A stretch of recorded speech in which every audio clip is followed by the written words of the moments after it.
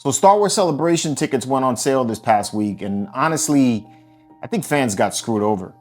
What should have been one of the most exciting moments for Star Wars fans in years turned into a 6-hour anxiety-fueled disaster full of bots, scalpers, insane prices, and true Star Wars fans ultimately being left out. So let's talk about what happened. So this past May 6th, Star Wars Celebration tickets went up for sale, and what should have been a fun and an exciting experience for many of us turned into a stressful, anxiety-fueled, 6-hour-long fiasco that left many Star Wars fans out in the dust and unable to go. And while I was able to get tickets, thankfully, because of my friends Bradley and Calvin, who were ahead of me in line, and they managed to get tickets for me and get the hotel for me, I would have not been able to attend. But in all honesty, even though I got my tickets, I have not been able to enjoy this experience because I'm so bummed out for all of you that didn't get to go.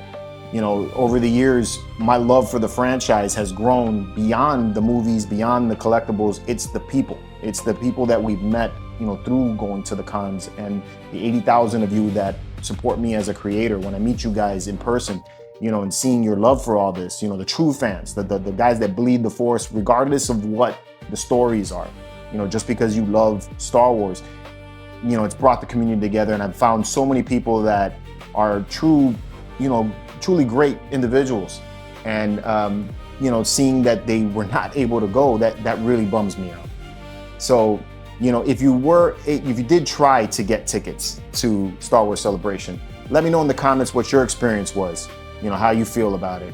And if you were lucky enough to get tickets, I'd really love to organize a meetup once we do go to Star Wars Celebration so that we could all shoot the shit for a little bit, possibly take a really big group photo. That would be awesome, and just, try to enjoy, this event. But with that, let's talk about why this all happened in the first place. So first, Star Wars Celebration is not a convention that happens every single year like other conventions. And to compound things, they're constantly moving the con all around the world. The last time that it was inside the United States was in 2022 at Anaheim, and this was just on the heels of the pandemic, which left a lot of fans afraid to attend because of fear of being sick, which is completely understandable. I did go and I got sick. So, I totally get that. The following Star Wars Celebration happens in Europe, which made it financially impossible for many of us in the United States to attend. And then on the heels of that, the next con happens in Japan, which was also an extraordinary amount of expense to go, right? So this is the first time in almost 5 years now, about 5 years, that it's going to be in the United States. So the demand to go is understandably high. Adding more fuel to the fire, this next celebration is happening during the 50th anniversary of when Star Wars was first released in the movie theaters, and it's being held in Los Angeles of all places. So there's tons of speculation about who's going to be in attendance at the con, what special releases and reveals that they're going to have, what events they have planned during the convention, and not to mention the things that are happening outside of the convention. Like, for example, the Star Wars original theatrical release is being re-released in theaters starting in February. While there's no official announcement if it's still going to be in the theaters during Star Wars Celebration, could you imagine seeing Star Wars in the original Chinese theater when it was first shown? That would be an insane experience, and one that I would absolutely jump on if I had the opportunity, right? And, not to mention George Lucas's narrative museum, his Museum of Narrative Art. That's going to be open at that point, and it's very, very close to the convention. So a lot of fans I know, including myself, plan to add that to their things to do while they're at the con. So yeah, the demand for this event was always going to be high. And despite what I've seen in some of the comments, Star Wars isn't dead. I see new fans every single day. I see parents introducing it to their kids and enjoying that love for it through them. I see people introducing it to their friends and making new fans. I see old fans finding a new love for it through the new stories and movies like Maul Shadow Lord, which was freaking awesome, by the way. So yeah, I always expected this event to explode. But then came the problems. First, the price. The VIP passes were $1,200. Just think about that for a second. That's double the price of nearly any convention that I've ever attended, like ever. And while, in all honesty, I probably was going to pay that if I had the opportunity to buy one, because I've always wanted to experience one of those big theater panels in person, that's still a hefty amount of money. The 4-day pass was about $270, and if you had to buy all 4 passes singled out, that came out to right about $360, which I think was just absurd. You know, if you were forced to have to buy all 4 days singled out, there should have been some kind of discount that equaled what a 4-day pass would cost. But for many fans, this is already a huge financial burden, and you're not even getting into the cost of hotel, travel, food, merchandise while you're at the convention. You know, it's just a very expensive con to attend. And then there was the timing. This all comes in right on the heels of May 4th. And right now, we are being inundated with more Star Wars product than I've ever seen in my life. I mean, we currently have Maul Shadowlord, which is in huge popularity. We got The Mandalorian, which is coming out pretty soon. And then you have May 4th. And there's so many collectibles being dumped on us right now that, you know, it's crazy. You know, then add to the factor that while you're buying your tickets, you're being forced to choose to buy all of the merchandise in one sitting. You're being forced to get your hotel at the exact same time. I mean, why not space this out just a little bit? You know, give us a month maybe after May 4th before you open up tickets, and maybe another month after that before you do the merchandise, and then maybe a month after that you do the hotels. Just, you know, spread it out a little bit so that we're not having to buy all this all at once. But what happened next is what really pissed people off. So ReedPop opens up these orders and they allow a single person to buy up to 4 VIP passes and up to 20 of the other passes.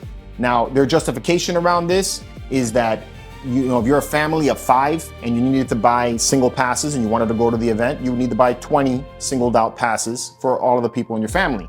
That makes perfect sense to me. I did get that. But how do you explain selling up to 20 of the single 4-day passes? So that just doesn't make any sense to me, not even a little bit. You know, I don't understand that. And on top of that, there was no guardrails to protect us from scalpers. So what happened? Scalpers came in. They bought up all the VIP passes. They bought up all of the 4-day passes. And people, including myself, were waiting in line for up to 4 hours to 6 hours in line there, just waiting with the little green man not going anywhere, you know, and wondering what's going on. And while this is happening, within like the first 20 minutes to an hour of me sitting in this line, I'm seeing online people flipping these tickets for $6,000 to $9,000 for a VIP pass and over $1,000 for the 4-day pass. I mean, get out of here. And all of the major conventions like San Diego Comic-Con, they require registration before you even purchase tickets. So that if I was to take and buy more than one ticket, I would need to know the account of the friend that I'm buying the ticket for, which makes it a little more difficult for a scalper to go in there and just buy a bunch of tickets, right? This con, no guardrails whatsoever. You can buy as many tickets as you want, and there's not even any labels as to who those tickets go to.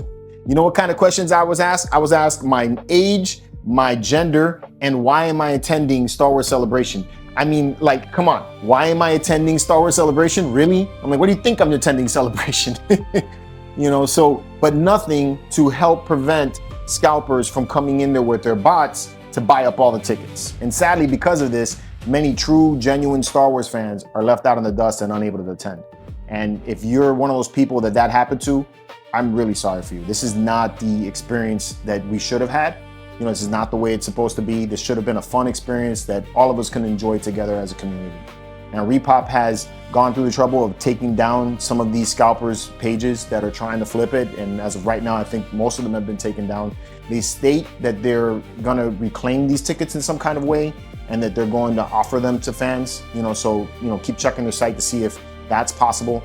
Do not buy tickets from scalpers. You know, don't do that. Buy the pass from somebody that you know, because at this point, since they didn't have any kind of registration for the pass, the only way for them to hand it off to you is by actually physically giving you the ticket.